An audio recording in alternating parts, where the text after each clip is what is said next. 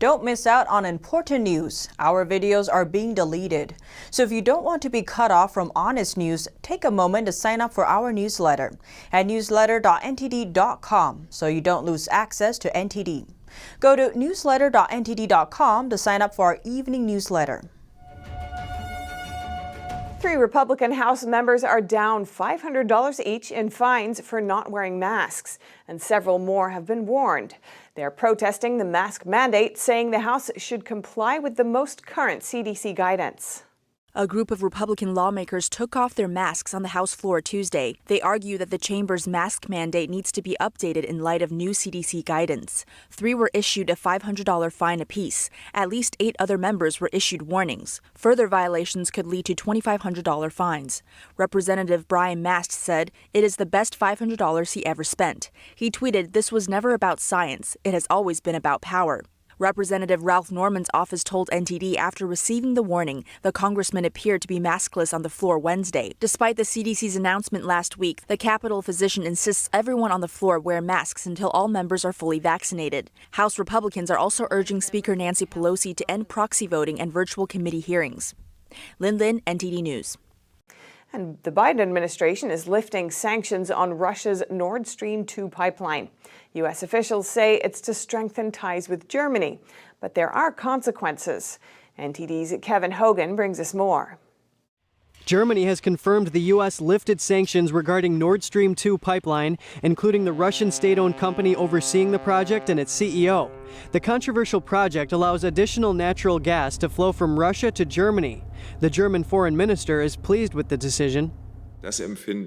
We see this as a constructive step, which we are happy to further discuss with our partners in Washington. Proponents of the pipeline argue it's a key investment for the security of Germany's energy supply, but critics see it as an environmental, geopolitical, and security risk. The U.S. asserts the pipeline will increase Europe's reliance on Russia and that it will endanger the continent's security. That's because Russia has allegedly been interfering with Western democracies, being aggressive in Eastern Europe, and supporting Syrian President Bashar al-Assad. The Wall Street Journal's editorial board calls the lifting of the sanctions Biden's gift to Russian President Vladimir Putin. The board points to a potential hypocrisy, that is, Biden shutting down the American Keystone XL pipeline while greenlighting Russia's Nord Stream. The board writes, Biden is treating a pipeline that increases Russian influence and income better than one that enhances America's. Former President Donald Trump approved sanctions on any firm that helped the Russian state-owned gas company finish the pipeline. That was in December 2019. On Wednesday, a source told Reuters the State Department's review concluded that the company and its CEO committed sanctionable offenses, but it was in the U.S.'s national interests to waive the sanctions. It's so the U.S. can send a signal to Germany that it is committed to strengthening relations with Germany. The prior sanctions had delayed the project and put its completion at risk. Now the company says the pipeline is 95% complete with around 75 miles to go. Kevin Hogan, NTD News. Over the last year, children have suffered because of lockdowns and pandemic restrictions. Now we hear from the children themselves on the toll these measures have taken. One 10-year-old boy's speech against his school's mask mandates is going viral. Here's what he had to say. 10-year-old John is from Felix A. Williams Elementary School in Florida. He's gone viral over a powerful speech he gave during a local school board meeting last week. He shared what it's like to be forced to wear a mask in school 7 hours a day, 5 days a week. I love my school and all, but my teachers seem really stressed, and that makes me feel bad. One teacher walks around with a clipboard full of referrals for any student whose mask isn't on properly. It makes me feel scared. That same teacher yells at us having our masks down to drink water while we are outside in car line. She told us we had to wait until we were in our parents' car to have a drink of water. She had her mask down the entire time while she was yelling at us, which makes me and all my friends very mad. When John saw his teacher outside of school, he says she couldn't recognize him because she's never seen him without a mask on. I have allergies, and I feel really anxious with my face covered. I miss seeing people's face. I miss the way things used to be. I'm scared they'll never go back to normal. Breathing freely doesn't seem like something we should have to ask any other people for permission for. Please make masks optional today. It would be so awesome to end the school year on a really happy note like that. Thank you for your time. John's speech went viral, and it landed him a spot on Fox's Tucker Carlson Tonight on Tuesday evening.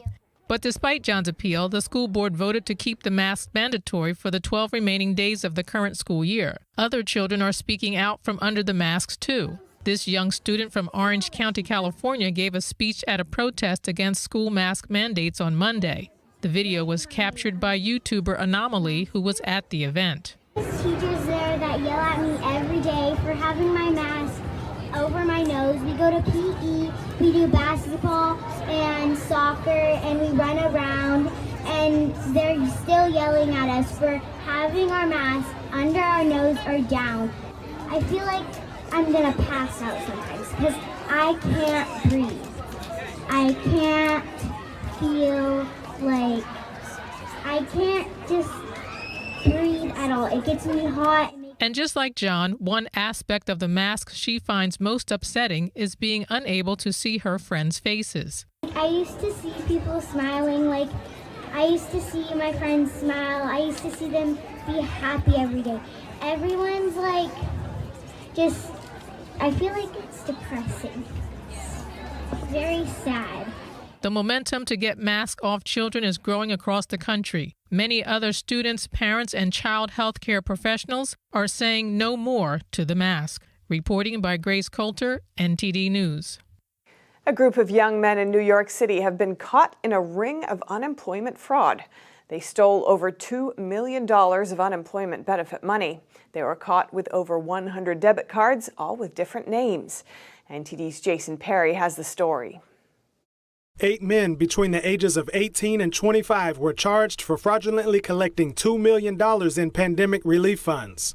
6 of the 8 were arrested and appeared in court on Tuesday. 2 are still at large.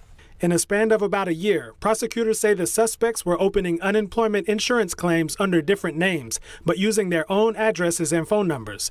They also had the unemployment funds deposited into their own personal bank accounts, and they would go to local ATMs to withdraw the funds. One suspect's address was used for 50 different unemployment claims. Robert Siciliano is the CEO of Protect Now LLC, a personal and cyber protection group.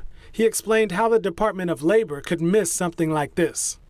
So unfortunately, due to the pandemic, fraud like this is highly likely because of the volume of claims that occur in such a very short period of time. At least 4 of the men posted photos of themselves posing with large stacks of money on social media. These posts are now part of the federal court documents. It's supposed to make them look cool and look good and all that stuff. And while that, may be a part of, their thought process, it certainly incriminated them. Siciliano says to avoid identity theft, people should get a credit freeze for free. A credit freeze restricts access to your credit report. This means nobody will be able to open a new credit account while this lock is in place. But if you need to apply for new credit, you can temporarily lift the freeze. Now, while a credit freeze would not prevent unemployment fraud, it would prevent a bad guy from opening up a new line of credit, like a credit card, getting a loan, and so forth. As long as the victim identifies the fraud and reports it to the state, Siciliano says the issue will be resolved. Jason Perry, NTD News. And Customs and Border Protection in Chicago recently found a total of $685,000 in several shipments from China. But it's all counterfeit. The shipments arrived at Chicago's International Mail Facility. The fake currencies came in the form of $5, $10, $20, $50, and $100 bills. But the fake money seized by agents in Chicago was hardly an isolated incident. On April 23rd, CBP officers in the city said they seized 281 shipments with counterfeit bills and coins at the same facility. 95% of these shipments came from China. China remains the top source of fake goods entering the U.S. market. The Assistant Area Port Director for Chicago said that counterfeiting is often used to finance illegal activities like human trafficking, drugs, and terrorism.